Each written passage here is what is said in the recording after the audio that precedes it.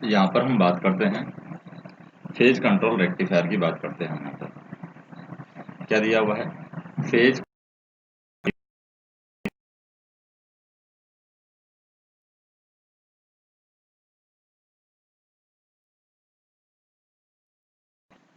ये होता है आउटपुट रिपल फ्रीक्वेंसी का सप्लाई फ्रीक्वेंसी के साथ में वो क्या होता है, आउटपुट फ्रीक्वेंसी का सप्लाई फ्रीक्वेंसी के साथ में जो रेशियो होता है वो यहाँ पर 6 होगा। जैसे कि हम अगर 6 पल्स कन्वर्टर की बात करें तो रिपल फ्रीक्वेंसी की वैल्यू क्या होगी, f output ripple frequency equal to होगी 6 टाइम सप्लाई फ्रीक्वेंसी।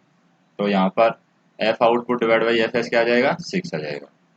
नेक्स्ट हम देखें, जैसे इन डुअल कन्वर्टर, यानी डुअल कन्वर्टर दे रखा इन dual converter, one unit working with the firing angle alpha equal to 60 degree, then the other unit work as, तो अदर यूनिट है किस तरीके से वर्क करेगी, जबकि वन यूनिट यहाँ पर अल्फा वन इक्वल टू दे रखा है 60 डिग्री, तो अदर यूनिट है किस तरीके से वर्क करेगी और किस एंगल पर वर्क करेगी। तो डुअल कन्वर्टर के अंदर क्या होता है, पहली यूनिट अगर alpha equal to firing angle दे रखा है 60 डिग्री, तो अदर यूनिट है यहाँ पर इन्वर्टर की तरह काम करती है और कितने एंगल पर काम करती है, 120 डिग्री के एंगल पर काम करती है और किसकी तरह काम करेगी, इन्वर्टर की तरह काम करेगी।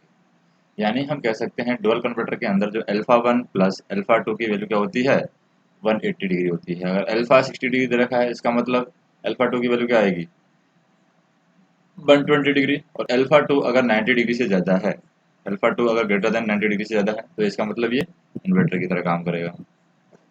नेक्स्ट हम देखें, thyristor based half wave rectifier is supplying A resistive load.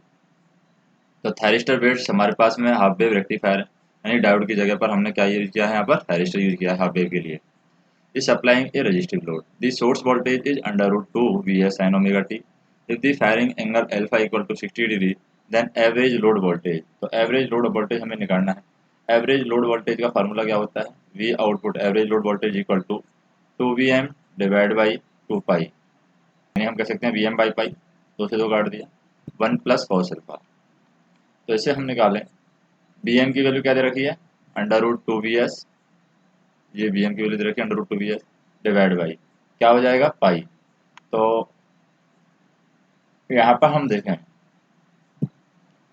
जैसे अंडर रूट वी एच दे रखी है 2Vm equal to under root 2Vs, क्योंकि यहाँ पर दे रखा है the source voltage is under root v s sine omega t, तो ये हो जाएगा under root v s divide by pi, यहाँ पर आ जाएगा पाई, और ये 1 प्लस कॉस अल्फा है तो 1 प्लस 60 हो जाएगा कॉस 60। तो इसके अकॉर्डिंग जब इसको सॉल्व करेंगे यहाँ पर तो ये क्या हो जाएगा, अंडर रूट 3 यानी 3 under root 2 v s divide by 4 pi. तो यहाँ पर 4 पाई के अकॉर्डिंग आ जाएगा 3 under root 2Vs divide by 4 pi, यानी ये ऑप्शन हो जाएगा यहाँ पर 3 under root 2Vs divide by 4 pi, क्योंकि cos 60 है, cos 60 का वैल्यू क्या होती है, अंडर रूट 3,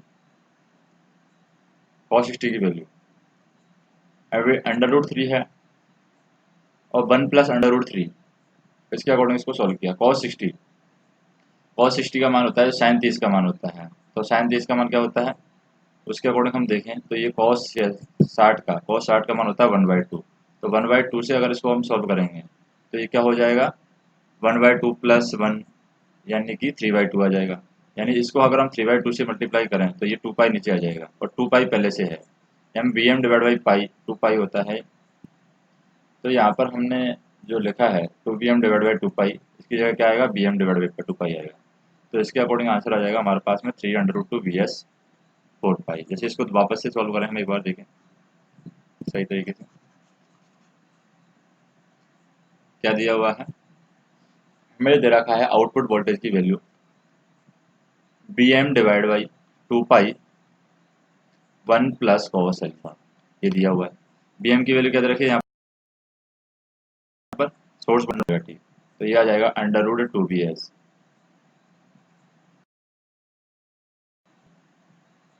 डिवाइड बाई,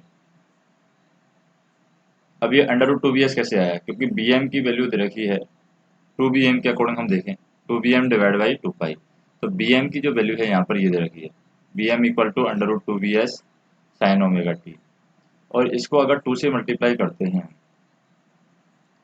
तो ये 2 अंडर रूट 2 हो जाता है। तो इसके अकॉर्डिंग यहाँ पर v m divide by pi आएगा, v m divide by 2 pi, और नीचे क्या है, under root 2 v h divide by 2 pi, और 1 plus cos 4 under root 2 v h divide by 2। तो ये हो जाएगा 3 under root 2 v h divide by 4 pi. देखें क्या दे रखा है हमें, single phase semiconductor supplying a highly inductive load as a firing angle of 45 degree. हमें क्या याद करना है, find the average thyristor current it constant load current is 10 ampere. Constant load current दे रखी है 10 एम्पियर, और हमें क्या फाइंड करना है, यहाँ पर हमें फाइंड करना है एवरेज थायरिस्टर करंट। तो एवरेज थायरिस्टर करंट हम कैसे निकालेंगे यहाँ, तो एवरेज थायरिस्टर करंट का यहाँ पर फार्मूला हो जाएगा, जैसे I T average thyristor current, I output किसमें से कटेगा, पाई माइनस एल 2 पाई, इसे हम निकाल लेंगे।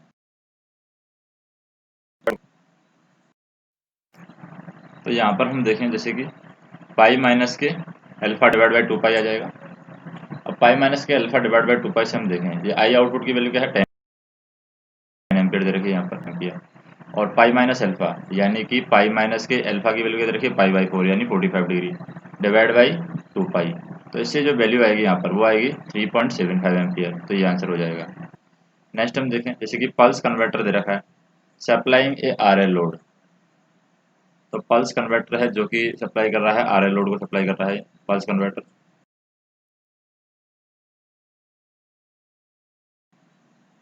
With free wheeling diode, if the firing angle is 45 degree, यानी फायरिंग एंगल यहाँ पर कितना दे रखा है, 45 डिग्री दे रखा है, then the conduction angle of each thyristor and the free wheeling diode respectively for supply cycle.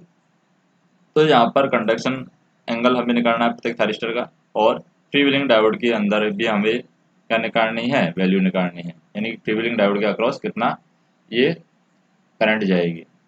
तो हम यहाँ पर देखें 3 पल्स कन्वर्टर है जो कि आर एल लोड को सप्लाई कर रखा है, किसके साथ में, फ्री व्हीलिंग डायोड के साथ में। फायरिंग एंगल 45 पहला दे रखा है, कंडक्शन एंगल प्रत्येक थायरिस्टर का हमें निकालना है। तो सबसे पहले हमें क्या करना होगा, 3 फेज कन्वर्टर के अंदर अगर अल्फा की वैल्यू कितनी डिग्री है, 30 डिग्री से ज़्यादा है, क्या है, 30 डिग्री से ज़्यादा, तो हम कह सकते हैं कि फ्री व्हीलिंग डायोड है कंडक्ट करेगा। इफ द कंडक्शन एंगल, और यहाँ पर हम देखें 3 फेज पल्स कन्वर्टर दे रखा है, अगर अल्फा की वैल्यू 30 डिग्री से ज़्यादा है इसका मतलब फ्री व्हीलिंग डायोड कंडक्ट करेगा, और इस फ्री व्हीलिंग डायोड का जो कंडक्शन एंगल होगा वो कंडक्शन होगा अल्फा माइनस के पाई बाई 6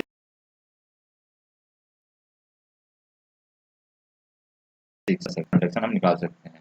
इसका मतलब ये क्या हो जाएगा, ये प्रत्येक के लिए alpha minus pi by 6, alpha की वैल्यू क्या दे रखी है, 45, 45 को लिख सकते हैं पाई बाई 4 माइनस के पाई बाई 6। तो एलसीएम क्या आ जाएगा, 24। तो यहाँ पर आ जाएगा 6 पाई माइनस के 4 पाई यानी कि 2 pi divide by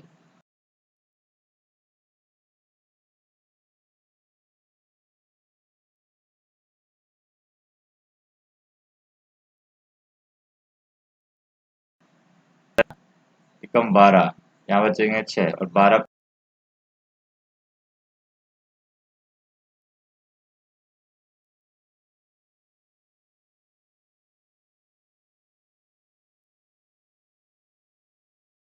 पिंजेस 4 each 2 pi by 3 radian. तो ये 15 डिग्री किसके लिए करेगा, 2 पाई बाई 3 रेडियन के लिए। 2 पाई बाई 3 रेडियन में क्या बोलेंगे हम यहाँ पर, 2 पाई बाई 3 यानी 2 × 180 डिवाइड बाई 3। तो ये 120 डिग्री के लिए यहाँ पर 15 डिग्री कंडक्शन किसका होगा, फ्री व्हीलिंग डायोड का होगा। अब free wheeling diode conduction angle हम निकाल सकते हैं कि अल्फा माइनस पाई बाई 6 है, अल्फा माइनस पाई बाई 6, और फ्री व्हीलिंग कंडक्शन एंगल है वो 2 पाई रेडियन के अंदर कितनी बार आएगा, 2 पाई रेडियन। और 2 पाई रेडियन के अंदर यानी कि 360 के अंदर ये 3 बार free wheeling diode conduction angle होगा। तो इसको हम निकाल सकते हैं pi by 4 minus pi by 3 है, इसको हम 3 से मल्टीप्लाई कर लिए तो 45 डिग्री तो हमारा क्या आएगा, जो फ्री व्हीलिंग डायोड का कंडक्शन है, यानी टोटल एक सर्किल के अंदर 3 बार, क्योंकि 3 पल्स कन्वर्टर का। अब ईच थायरिस्टर के लिए हम निकालें तो ईच थायरिस्टर के लिए जो कंडक्शन एंगल होगा वो होगा हमारा 5 पाई बाई 3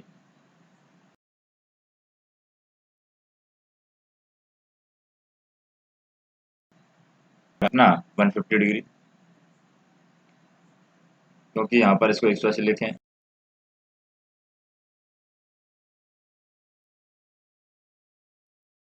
एक सौ अस्सी को और हो जाएगा 5 पाई माइनस 3 बाई माइनस के अल्फा। तो इसके अकॉर्डिंग हम इसको सॉल्व करते हैं।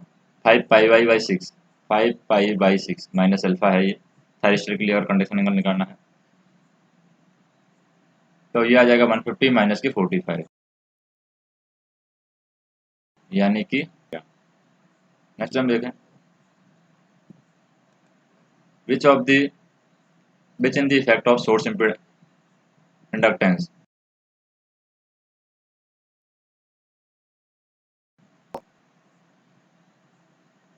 यानी क्या दे रखा है मेरा, which is the effect of source inductance. तो सोर्स इंडक्टेंस का कौन सा इफेक्ट है यहाँ पर, which is the effect of source inductance on the performance of two pulse converter. तो टू पल्स कन्वर्टर में सोर्स इंडक्टेंस का परफॉर्मेंस पर क्या इफेक्ट पड़ता है, पहला वोल्टेज आउटपुट इसका रिड्यूस हो जाता है, reduce the average output voltage, reduce the total harmonic distortion. तो यहाँ पर सोर्स इंडक्टेंस की वजह से टोटल हार्मोनिक डिस्टोरेशन रिड्यूस हो जाता है और यहाँ पर पावर फैक्टर भी इम्प्रूव हो जाता है। तो ये इफेक्ट यहाँ पर पड़ने वाले हैं। नेक्स्ट हम देखें जैसे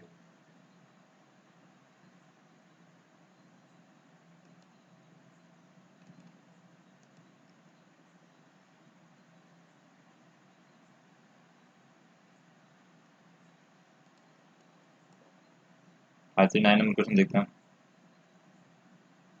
A 6 pulse thyristor bridge rectifier is connected to a balanced 3 phase 50 Hz AC source। तो balance 3 phase 50 hertz AC source पर इसको कनेक्ट किया गया है। Assuming that DC output current of the rectifier is constant, lowest harmonics component in AC input current. तो AC input current में lowest harmonics component हमें बताना है। तो लोएस्ट हार्मोनिक्स करंट कंपोनेंट होता है AC इनपुट करंट के अंदर, वो फिफ्थ हार्मोनिक्स होता है। तो फिफ्थ हार्मोनिक्स हम कैलकुलेट कर लेते हैं।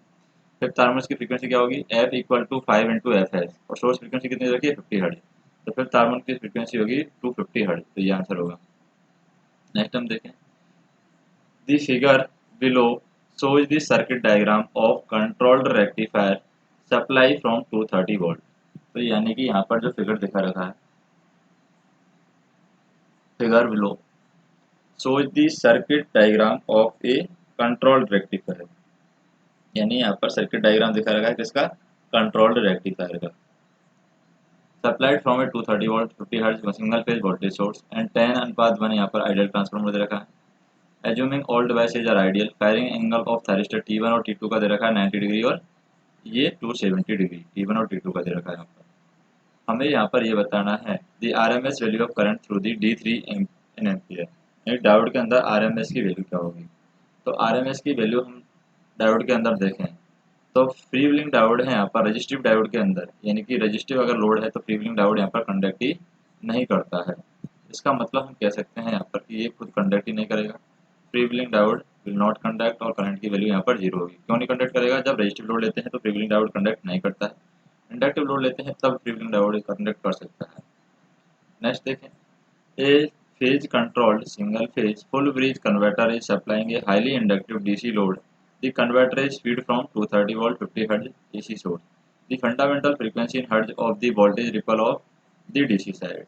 यानी फंडामेंटल फ्रीक्वेंसी क्या होगी DC साइड की, voltage ripple of DC side की फंडामेंटल फ्रीक्वेंसी क्या होगी। तो हम देखें यहाँ पर ऑल इवन हार्मोनिक्स हैं यहाँ पर प्रेजेंट है। ऑल इवन हार्मोनिक्स कैसे प्रेजेंट है, जैसे फंडामेंटल जो फ्रीक्वेंसी होती है वो 2 इंटू एफ एस से निकाल सकते हैं। 2 इंटू एफ एस यानी 2 इंटू सोर्स की फ्रीक्वेंसी क्या रखिए 50 हर्ट्ज, तो 100 हर्ट्ज है यहाँ पर फंडामेंटल फ्रीक्वेंसी निकल कर आएगी। नेक्स्ट देखें, इस सिंगल फेज क्या दे रखा है, इस single phase fully controlled the thyristor bridge AC to AC DC converter is opening a firing angle of 25 degree.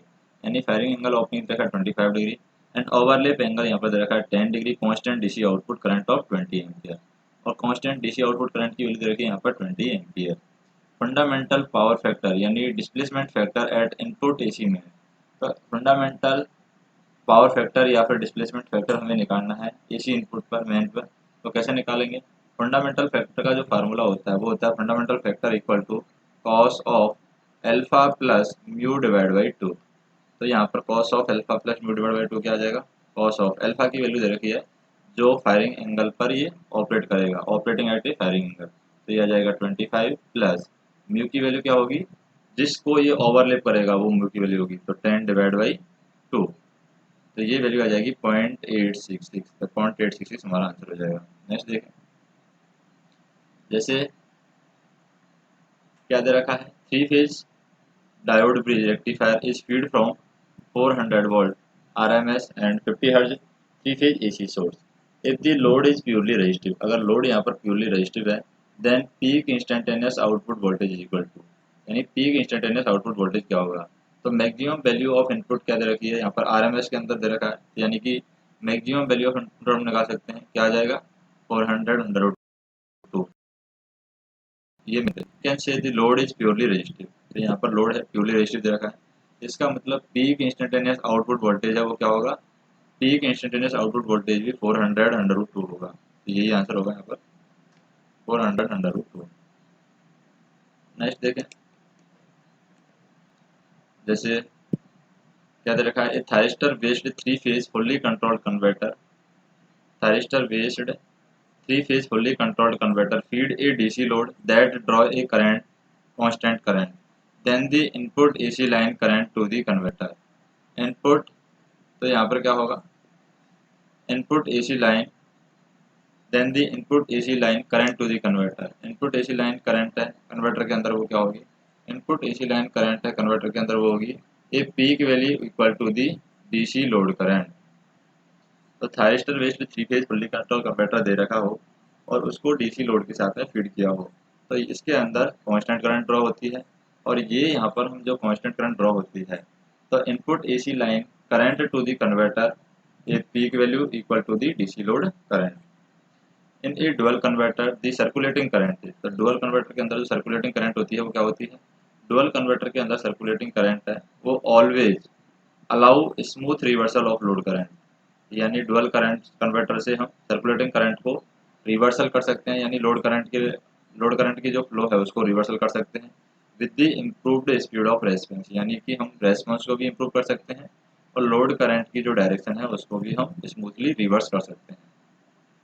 In A 3-phase controlled bridge rectifier with A increase of overlap angle the output DC voltage, अगर 3-phase controlled bridge rectifier में अगर overlap angle को हम increase कर देते हैं तो output पर क्या इफेक्ट पड़ेगा, आउटपुट यहाँ पर डिक्रीज हो जाता है अगर हम ओवरलैप एंगल को इंक्रीज कर देते हैं। नेक्स्ट हम देखें, referring to the figure the type of load is, तो लोड यहाँ पर कौन सा होगा, इंडक्टिव लोड होगा, इंडक्टिव लोड भी नहीं होगा, जैसे कि यहाँ से अगर ये आगे की साइड जाता है, आउटपुट यहाँ से हमने जैसे फायरिंग एंगल हमने यहाँ पर दिया और यहाँ से आउटपुट क्या रहा है, पहले ही मिल रहा है, पहले ही खत्म हो रहा है, पूरा मिल ही नहीं रहा है और फिर दोबारा आ रहा है, तो इसका मतलब ये जो लोड है वो किस टाइप का है, तो ये मोटर का लोड होगा। मोटर के लोड में क्या होता है, ये RLE टाइप का लोड है, RLE load as the graph is shifted with the offset value, तो ग्राफ यहाँ पर ऑफसेट वैल्यू से शिफ्ट होता है RLE लोड के अंदर, तो RLE लोड किस में होगा, डीसी मोटर के अंदर होता है। बाकी जैसे चॉपर से रिलेटेड क्वेश्चन है, इन्वर्टर से रिलेटेड क्वेश्चन है, ये नेक्स्ट वीडियो के अंदर देखेंगे।